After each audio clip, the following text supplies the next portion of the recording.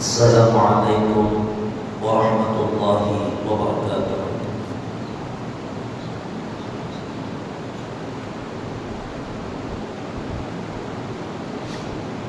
بسم الله العظيم القدرة والشان، شديد البطش والبرهان، حافظ الدين والقرآن. بسم الله ما شاء الله كان وما لم يشأ لم يكن، ولا حول ولا قوة إلا بالله العلي العظيم. الحمد لله رب العالمين، والعاقبة للمتقين، والصلاة والسلام على أشرف المرسلين وعلى آله وصحبه أجمعين، أما بعد. فقد قال الله تعالى في القرآن العظيم والفرقان المجيد: أعوذ بالله من الشيطان الرجيم، بسم الله الرحمن الرحيم. فانظر إلى آثار رحمة الله كيف يحيي الأرض بعد موتها إن ذلك لمحيي الموتى وهو على كل شيء قدير. صدق الله العلي العظيم. وقال نبينا وحبيبنا وسيدنا وقرة أعيننا وثمرة فؤادنا محمد رسول الله صلى الله عليه وسلم: لحوضي أبعد من أيلة من عدن، لهو أشد بياضا من اللبن، وأحلى من العسل باللبن، وآنيته أكثر من عدد النجوم، من شرب منه شربا لم يظمأ بعدها أبدا. صدق النبي صلى الله عليه وسلم. எல்லா புகழும் புகழ்ச்சியும் ஏக இறைவனாகிய அல்லாஹ் ஒருவனுக்கே உரித்தாகும். அவரின் சாந்தியும் சமாதானமும் ஈருலக வேந்தர் முஹம்மது ரசூலுல்லாஹ் ஸல்லல்லாஹு அலைஹி வஸல்லம் அவர்களின் மீதும், அவர்களின் அடிச்சுவடை அப்படியே அடிவிரலாமல் பின்பற்றிய உத்தம சத்திய சஹாபாக்கள், தாபிஈன்கள், தபஉ தாபிஈன்கள், நாதாக்கள், சுஹதாக்கள், அவுலியாக்கள், நம் பெற்றோர்கள், உஸ்தாதுமார்கள், மனைவி மக்கள், இங்கே அமர்ந்திருப்பவர்கள், இன்னும் வர இருப்பவர்கள், நம் ஊர்வாசிகள், அயல்வாசிகள், கபர்வாசிகள், உலக முஸ்லிம்கள் அனைவர்கள் மீதும் என்றென்றும் குறைவின்றி நிறைவாக நின்ற வேண்டுமாக.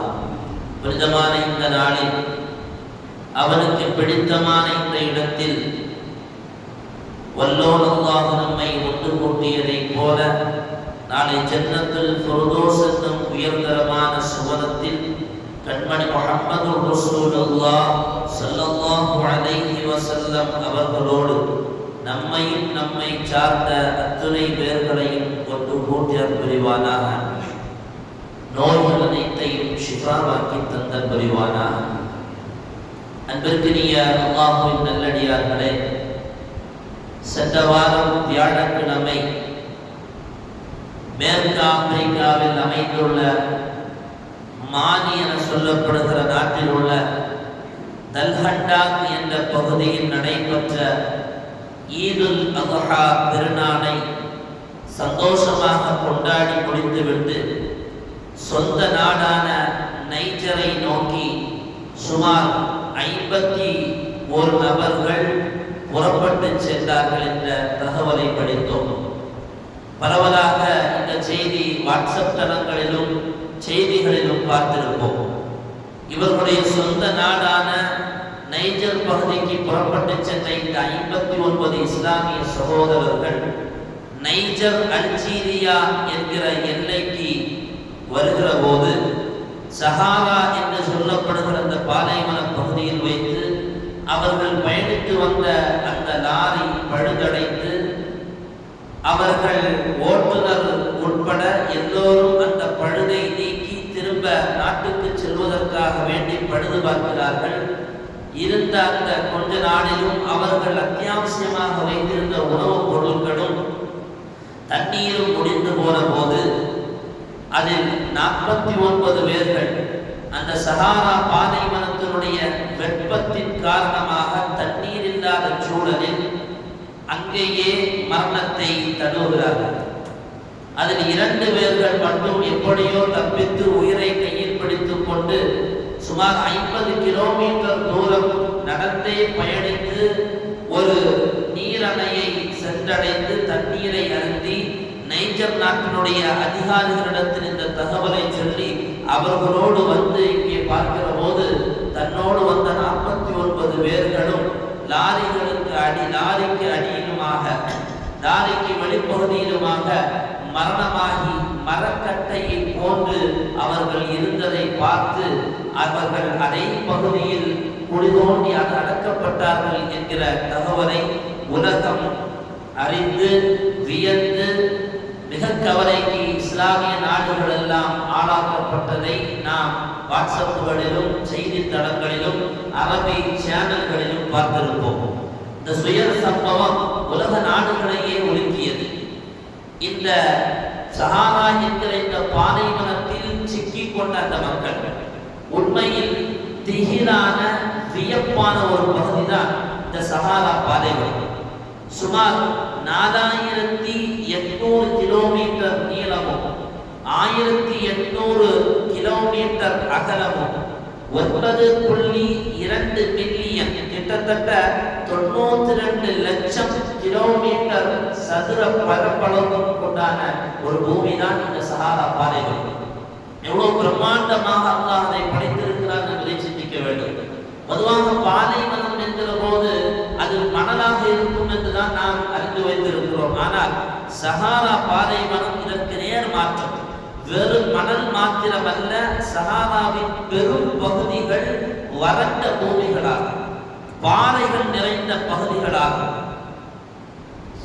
குன்றுகள் மலை குன்றுகளும் வறண்ட குன்றுகளுமான அமைப்பில் தான் அந்த சஹாரா பாலைவனத்தை இறைவன் படைத்திருக்கிறார். இங்கே உப்புநீர்கள் ஒரே ஒரு நீர் அணை மட்டும்தான், சாட் என்று சொல்லப்படுகிற நீர் அணை மட்டும்தான் நல்ல நீரை கொண்டு அமையப்பட்டிருக்கிறது. மீதம் இருக்கக்கூடிய 20க்கும் மேற்பட்ட நீரணைகள் எல்லாம் உப்பு நீரணைகள். அது அந்த கால ஏற்ப பருவ காலத்துக்கு ஏற்பதான் இங்கே தண்ணீரை பார்க்க முடியும். இந்த சஹாரா பாலைவனத்தில் நடந்த இந்த நிகழ்வு சஹாரா பாலைவனத்தினுடைய அந்த வெப்ப தாக்கமும் நமக்கு உண்மையில் நிறைய பாடங்களை தன்னகத்தில் சொல்லுகிறது. பொதுவாக இறைவன் படைத்த எண்ணிலடங்காத படைப்புகள், அந்த படைப்பின் வழியாக அல்லாஹ் மனித சமுதாயத்திற்கு ஏராளமான பாடங்களை அல்லாஹ் வைத்திருக்கிறார். அந்த பாடங்களை பெற்று அதன் வழியாக வாழ்க்கையை நன்றாக்கி கொண்டு இறைவனை பயந்து வாழுகிற உண்மை முஃமின்கள் ஈருலகிலும் வெற்றி பெறுவார்கள். அல்லாஹ் குர்ஆனில் அவருடைய படைப்புகளை பற்றி, அத்தாட்சிகளை பற்றி வரிசைப்படுத்துகிற போது எல்லா படைப்புகளையும் அவன் மறுமைக்கு ஒப்பாகவும், அவனை பற்றி சிந்திக்கும் முகமாகவும், அல்லாஹுவை அஞ்சி வாழ்வதற்கு வழிவகுக்கிற வகையிலையும் அவருடைய அத்தாட்சிகளை அல்லாஹ் படைத்து வைத்திருக்கிறார். ஒரு இடத்தில் அல்லாஹ் பேசுவான், நபியை நீங்கள் பாருங்கள், இலா ஆதாரி ரஹ்மத்தில்லாஹ், வானுலகிலிருந்து பொழிகிற அல்லாஹ்வுடைய ரஹ்மத்தின் பலனை நீங்கள் பாருங்கள்.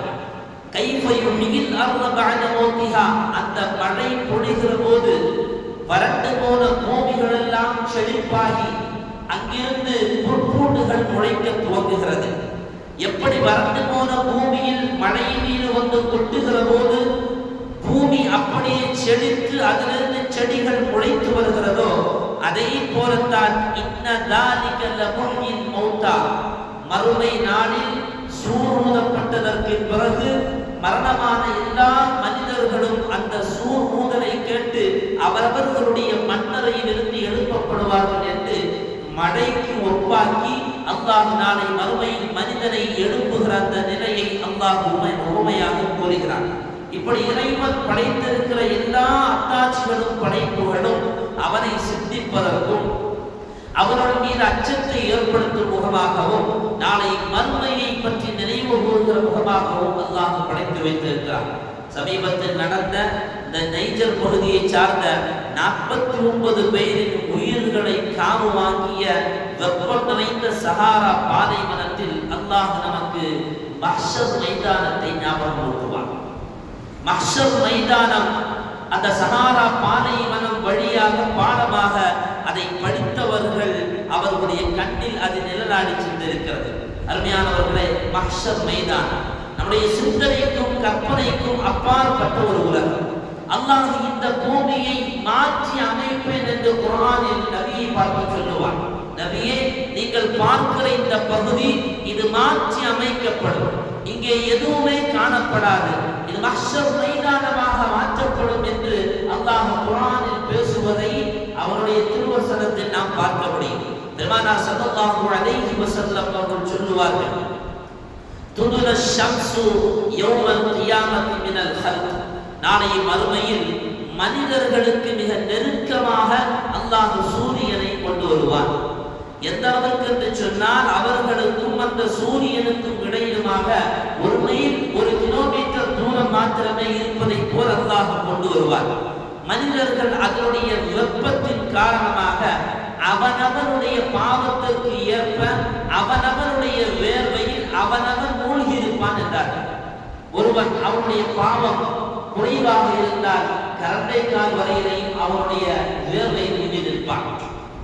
ஒருவனுடைய பாவம் இடுப்பளவு இருந்தால் அவனுடைய இடுப்பளவிற்கு அவனுடைய வேர்வையில் அவன் மூழ்கி நிற்பான். ஒருவருடைய பாவம் அவன் தலையை விடவும் அல்லது கழுத்தளவு இருந்தால் அவன் கழுத்தளவிற்கு அல்லது அவனுடைய வேர்வையிலேயே அவன் மொத்தமாக மூழ்கி நிற்பான் என்று பெருமானார் ஸல்லல்லாஹு அலைஹி வஸல்லம் அவர்கள் சொல்லுவார்கள். அருமையானவர்களே, இந்த மஹ்ஷர் மைதானத்தில் ஒரு நீர் நமக்கு வழங்கப்படும். இப்படி உப்பு நீரில் குளித்து நிற்கிற பாவம் நிறைந்த மக்கள் ஒரு பகுதியில் நிற்க, நல்லடியார்களுக்கு அல்லாஹ் ஒரு நீரை நாளை மஹ்ஷரில் வழங்குவான். எப்படி சஹாரா பாலைவனத்தில் 20க்கும் மேற்பட்ட ஏரிகள் உப்பு நிலையாக இருந்து சாட் என்று சொல்லப்படுகிற நீர்நிலை மாத்திரம் நன்னீராக இருக்கிறதோ, இதை போல மஹ்ஷரில் உப்பு வெள்ளத்தில் மூழ்கி நிற்கிற மனிதர்களுக்கு மத்தியில் நன்னீரை அருந்துகிற ஒரு காட்சியை அல்லாஹ் மஹ்ஷரில் வைத்திருக்கிறார். ஸல்லல்லாஹு அலைஹி வஸல்லம் அவர்கள் சொன்னார்கள், நாளை மறுமையில் எனக்கு ஒரு நீர் தடாகம் வழங்கப்படும். லஹௌதி அப்அது மின் ஐலத மின் அதன். அதன் என்று சொல்லப்படுகிற யமன் தேசத்தின் நகரத்திலிருந்து சிரியாவில் இருக்கக்கூடிய ஐலா என்கிற நகர தூர அளவிற்கு அல்லாஹ் என்னுடைய ஹௌதுல் கௌசரை வைத்திருக்கிறான். லஹு அஷத்து பயாதும் மினல் லபன். அது பாலை விடவும் வெண்மையானது. ஹௌதுல் கௌசர் பாலை விடவும் வெண்மையானது. வ அஹ்லா மினல் அஸலி பில் லபன். பாலுடன் கலக்கப்படுகிற தேனை விடவும் அது சுவையானது. வ ஆனியத்துஹு அக்தரு மின் அததின் நுஜூம். நாயகம் சொல்லுகிறார்கள், வானில் மின்னுகிற நட்சத்திரங்களை விடவும் அந்த ஹௌதுல் கௌசருடைய கூடைகள் கோப்புகள் எல்லாம் அதிகமானது கோப்பைகள். சொல்லிவிட்டு நாயகம் அந்த ஹதீஸை முடிப்பார்கள், மன் ஷரிப மின்ஹு ஷுர்பத்தன். யாராவது ஒருவர் என்னுடைய அந்த ஹௌதுக்கு பக்கத்தில் வந்து அதிலிருந்து ஒரு மடக்கு நீரை வாங்கி அருந்தினால் லம் யதுமா பஅதஹா அபதா. அதற்கு பின்னால் அவனுக்கு தாகம் என்பதே கிடையாது என்றார். இந்த உலகத்தில் பாலைவனத்திலும் பருவமான பூமிகளிலும் கடந்து செல்கிறதாம். அவ்வப்போது பயணத்திற்கு ஏற்ப தொலை தூரத்தை கவனித்து நமக்கு தாகம் ஏற்படும். அவ்வளோ பெரிய மஹ்ஷர் மைதானத்தில் யாரும் இல்லாத உதவிக்கில்லாத அந்த நேரத்தில் அல்லாஹ்வுடைய ரசூலுடைய கரத்திலிருந்து வாங்கி அருந்துகிற அந்த ஹௌதுல் கௌசர் அதற்கு பின்னால் தாகத்தை மறக்கடிக்க செய்கிறது என்றால் அந்த ஹௌதுல் கௌசர் கிடைக்கிற பாக்கியசாலிகள் யார்? அந்த ஹௌதுல் கௌசர் தடுக்கப்படுகிற அபாக்கியசாலிகள் யார்? இந்த 2 பேர்களையும் பெருமானார் அவர்கள் அடையாளமிட்டு சொல்லுவார்கள். ஹதீஸில் பார்க்க முடியும், நாயகம் சொல்லுவார்கள், நாளை மறுமையில் நான் என்னுடைய உம்மத்தை சந்திப்பேன். அபூ ஹுரைரா ரலியல்லாஹு அன்ஹு அவர்கள் இந்த ஹதீஸை அறிவிக்கிறார்கள். ஜன்னத்துல் பக்கீ என்று சொல்லப்படுகிற மதீனா நகரத்துடைய பொது மையவாடியில் பெருமானார் அவர்கள் சென்று அங்கே இருக்கக்கூடிய மூமினான ஆண் பெண் அடக்கமாக இருக்கக்கூடியவர்களுக்கெல்லாம் அஸ்ஸலாமு அலைக்கும் யா தார கௌமில் முஃமினீன் மேலான மன்னரை வாசிகளே, அல்லாஹ்வுடைய சாந்தி உங்கள் மீது உண்டாகட்டும் என்று சொல்லிவிட்டு பெருமானார் ஸல்லல்லாஹு அலைஹி வஸல்லம் அவர்கள் சொன்னார்களாம், வதித்து அன்னா கத் ரஐனா இஹ்வானனா, நாம் நம்முடைய சகோதரர்களை பார்ப்பதற்காக அதிகம் நான் விரும்புகிறேன் என்ற ஒரு வார்த்தையையும் அந்த கபராளிகளுக்கு சலாம் சொல்லிவிட்டு சேர்த்து பெருமானார் சொன்னார்கள்.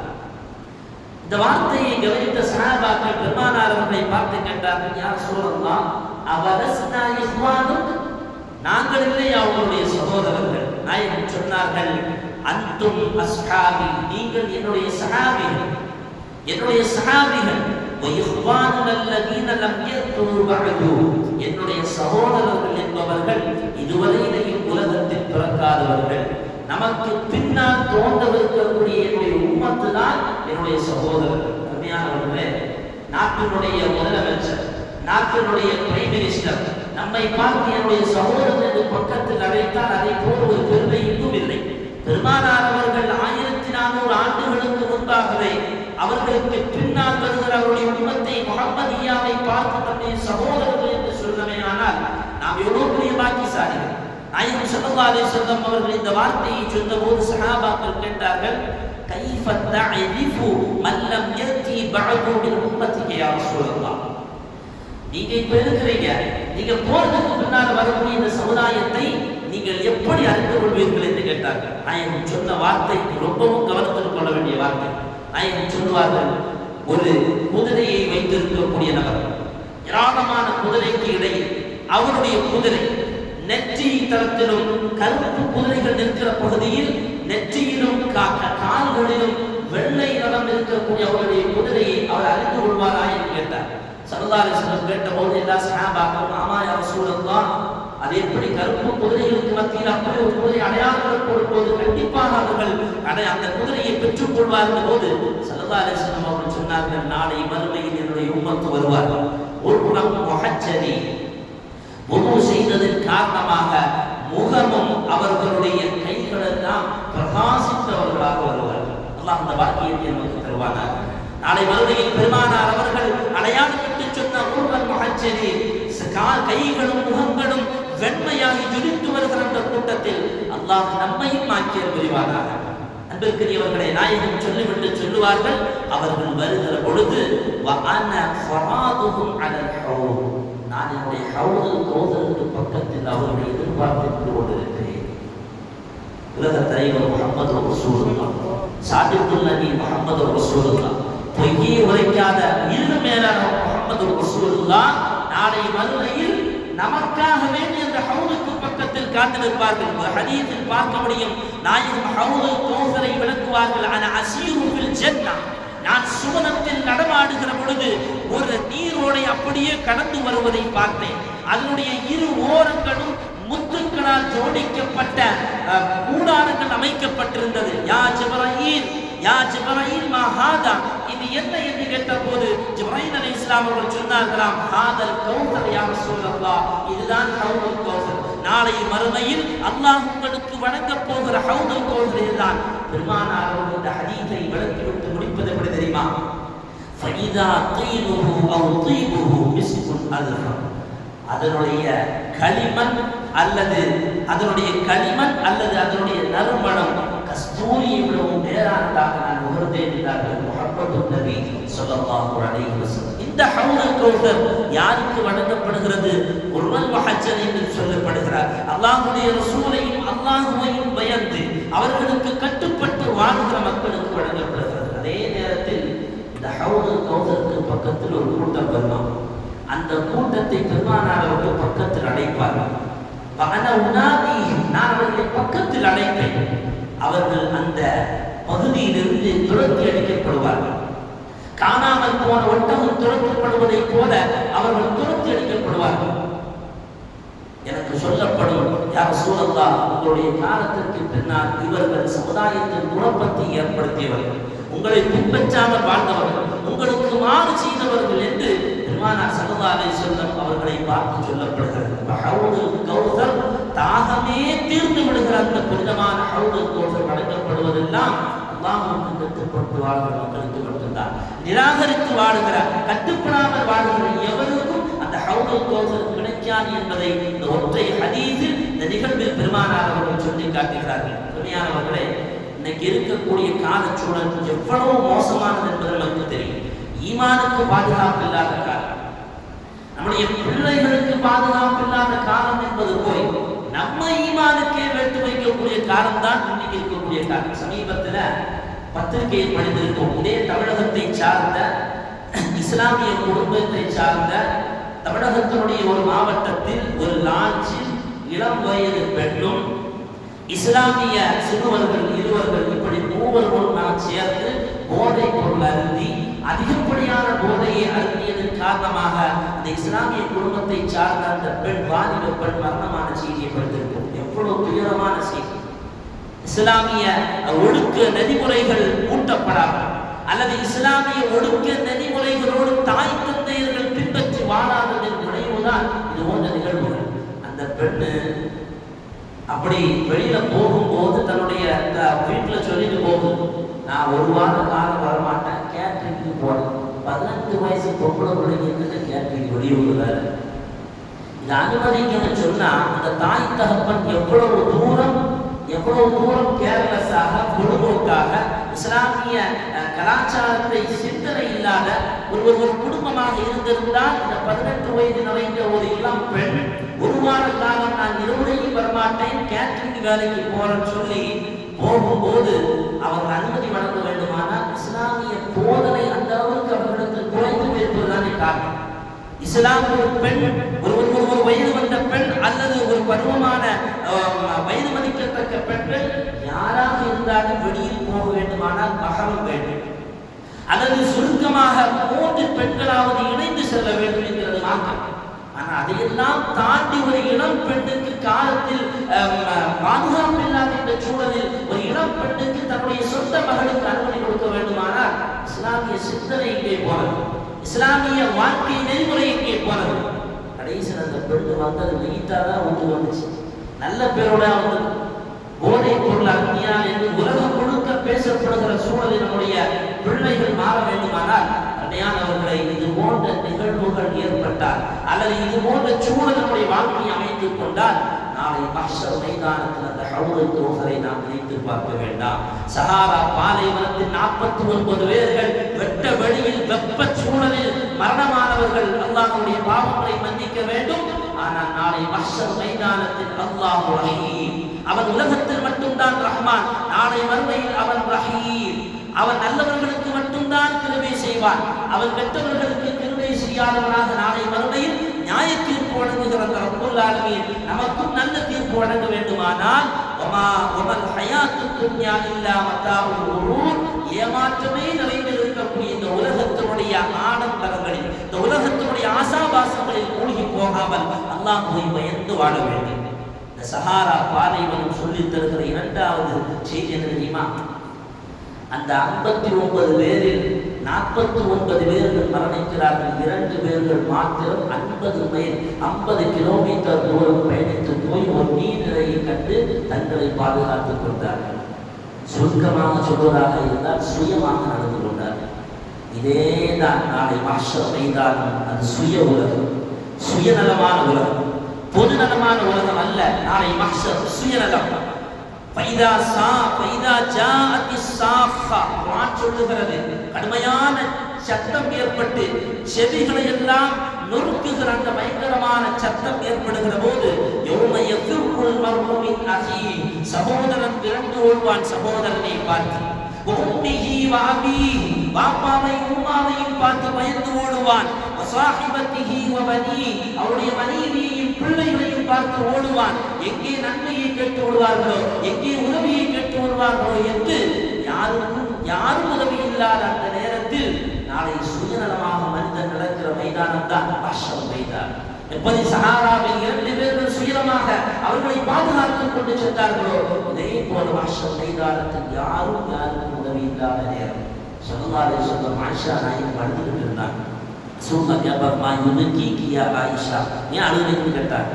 தக்கர்த்து நார ஃபபகைத்து யா ரசூலல்லாஹ், நரகத்தை நினைத்தேன் அழுதேன் என்றார்கள். கூறிவிட்டு ஆயிஷா நாயகி கேட்பார்கள், ஃபஹல் ததுகுன அஹ்லீக்கும் யௌமல் கியாமத். யா ரசூலல்லாஹ், நாளை மறுமையில உங்களுடைய குடும்பத்தை நீங்க நினைத்து பார்ப்பீர்களா? எவ்வளவு உயர்ந்த வார்த்தை! நாயகத்திடத்தில் கேட்டார்கள். கருணையின் கடல் முஹம்மது ரசூலுல்லாஹ்விடத்தில் கேட்கிறார்கள், நாளை மறுமையில் நபியே உங்களுடைய குடும்பத்தை நினைத்து பார்ப்பீர்களா? நாயகம் சொன்னார்கள், 3 இடங்களில் யாரும் யாரையும் நினைத்து பார்க்க மாட்டார்கள். ஒன்று இந்தல் ஈசா, அவனுடைய நன்மைகள் நிற்கப்படுகிற அந்த நேரத்தில் என் நன்மை கனமா அல்லது கனமில்லாததா என்று அறியும் வரையிலையும் யாரும் யாரை பற்றியும் சிந்திக்க மாட்டார்கள். ஸிராத்துல் முஸ்தகீம் பாலத்திற்கு பக்கத்தில் இருக்கிற பொழுது இதை நாம் கடப்போமா அல்லது தவறு இதன் கீழ் அமைக்கப்பட்டிருக்கக்கூடிய நரகத்தில் விடுவோமா என்று அவன் அறியும் வரையிலையும் யாரும் யாரையும் நினைத்து பார்க்க மாட்டார்கள். நாளை மறுமையில் அவனவர் செய்த நன்மைகளையும் தீமைகளையும் எழுதப்பட்ட அம்மாலின் நாமால் என்று சொல்லப்படுகிற வாழ்க்கை குறிப்பேட்டு ஏடுகள் அவனவனுடைய வலகரத்தில் தரப்படுமா இடகரத்தில் தரப்படுமா என்று அறியப்படும் வரையிலையும் எவனும் எவனையும் பற்றி சிந்திக்க மாட்டான் என்றார்கள் முஹம்மது நபி ஸல்லல்லாஹு அலைஹி வஸல்லம். அருமையானவர்களை, சுயநலமான உலகம் மஹ்ஷர் மைதான் அங்கே பாதுகாக்கப்பட வேண்டுமா? நாம் அல்லாஹ்வை பயந்து வாழ வேண்டும், நீதத்தை பேணி வாழ வேண்டும், ஹராம் ஹலால்களை பேணி வாழ வேண்டும், ஐநேர தொழுகைகளை பேணி வாழ வேண்டும். அல்லாஹ்வை பற்றிய அச்சம் எந்நேரத்திலும் நம்முடைய உள்ளத்தில் இருந்தால் நாளை மறுமையில் அந்த சுயநலமான உலகத்தில் அல்லாஹ்வுடைய பொருத்தத்தை பெற்று சுவனத்திற்கு செல்கிற பாக்கியம் பெற்றவர்களின் கூட்டத்தில் சேர்க்கப்படும். சஹாரா பாலைவனம் சொல்லுகிற 3வது செய்தி, இந்த நைஜர் பகுதிக்கு போன அந்த 2 பேர்கள் போய் சொன்னவுடன் அங்கிருந்து வந்த அதிகாரிகள் அந்த 49 பேர்களையும் அடக்கம் செய்கிறார்கள். நாளை மறுமையின் மஹ்ஷர் மைதானத்தில் அல்லாஹ்வுடைய தீர்ப்புகள் வழங்கப்பட்டதற்கு பின்னால் அல்லாஹ்வுடைய அதிகாரிகளான மலக்குகள் வருவார்கள். யார் யார் சுவனவாசிகள், யார் யார் நரகவாசிகள்? சுவனத்திற்கு தகுதியானவர்கள் அவர்களால் சுவனத்திற்கு அனுப்பப்படுவார்கள், நரகத்திற்கு தகுதியானவர்கள் நரகத்திற்கு அனுப்பப்படுவார்கள். பெருமானார் ஸல்லல்லாஹு அலைஹி வஸல்லம் அவர்கள் ஒருத்தர் கேட்பார், யா ரசூலல்லாஹ், எனக்கு சில அடிமைகள் இருக்கிறாங்க, என்னை திட்டும் போது நான் அவங்களை திட்டுவேன், அவங்க எனக்கு துரோகம் செய்யும் போது நான் அவங்களை அடிப்பேன், நான் இப்படி எல்லாம் அவங்களை தண்டனை செய்யறதுனால எனக்கு ஏதாவது மறுமையில பாதிப்பு உண்டான்னு கேட்கிறாங்க. பெருமானார் அவர்கள் சொல்லுவார்கள், நீ செய்த காரியம் தண்டனை அவர்கள் செய்ததற்கு ஒப்பாகி இருந்தால் அல்லாஹ் அதை பற்றி உனக்கு விசாரணை இல்லாமல் ஆக்கி விடுவான். ஒருவேளை நீ அவர்களுக்கு கொடுத்த தண்டனை அவர்கள் உனக்கு செய்த துரோகத்தை விடவும் குறைவாக இருந்தால் அல்லாஹ் உனக்கு நன்மை எழுதுவான். ஒருவேளை நீ செய்த தண்டனை அவர்கள் செய்த துரோகத்தை விடவும் அதிகமாக இருந்தால் நாளை மறுமையில் நீ பழிவாங்கப்படுவாய். இந்த மனிதர் ஒரு மூலையில் உட்கார்ந்து அழுதார். ஸல்லல்லாஹு அலைஹி வஸல்லம் அவர்கள் சொன்னார்கள், நாளை மறுமையில் அல்லாஹ் நீதமானவர், நியாயமாக தீர்ப்புறான். அன்யோம துஜ்ஸா குல்லு நஃப்ஸின் பிமா கஸபத், அவன் செய்யப்பட்ட வேலைகளுக்கு ஏற்ப அவனவனுக்கு கூலி வழங்கப்படும். லா துல்மல் யௌம இல்லா ஸரீஉல் ஹிசாப், நாளைக்கு அநியாயம் என்பதே கியாமத்தில் பார்க்க முடியாது. அவர் திரும்ப சொன்னாராம், யா ரசூலல்லாஹ், எனக்கு இந்த பொழப்பே வேண்டாம், என்னுடைய அடிமைகளை எல்லாம் நான் விடுதலை விட்டுறேன், அவங்க பார்த்து போகட்டும், நான் அல்லாஹ்ட்ட எனக்காக பதில் சொல்லுகிறேன், அவர்களுக்கும் சேர்த்து பதில் சொல்வதற்கு தகுதி இல்லை யா ரசூலல்லாஹ் என்று அல்லாஹ்வுடைய தீர்ப்பையும் நியாயத்தையும் பயந்த அந்த மனிதன் தன் அடிமைகளை விடுதலை விட்டார்கள் என்கிறது ஹதீஸ் ஷரீஃப். எனவே அருமையானவர்களை, யாருக்கும் அநியாயம் செய்யாமல் அல்லாஹ்வை பயந்து அல்லாஹ்வுடைய ரசூலுடைய வழியில் கட்டுப்பட்டு நாம் வாழுமையானால் ஹவுல் கௌசரை அருந்தலாம், மஹ்ஷர் மைதானத்துடைய வெப்பத்திலிருந்து பாதுகாக்கப்படலாம், சுயமானமான அந்த உலகத்தில் அந்த இடத்தில் நாம் சுதந்திரமானவர்களாக பயணித்து செல்கிற வாய்ப்பை அல்லாஹ் தருவான். இல்லாமல் அல்லாஹ் சுப்ஹானஹு வ தஆலா அவர் பொருந்திய நல்வாழ்வு வாழ்வதற்கு அல்லாஹ் தௌஃபீக் செய்வானாக. நோயில் கஷ்டப்படுகிற எல்லோருக்கும் அல்லாஹ் பரிபூர்ணமான ஷிஃபாவை தந்தருவானாக. வஆஃபிரு தஅவானா அல்ஹம்துலில்லாஹி ரப்பில் ஆலமீன். அஸ்ஸலாமு அலைக்கும் வரஹ்மத்துல்லாஹி வபரகாத்துஹு.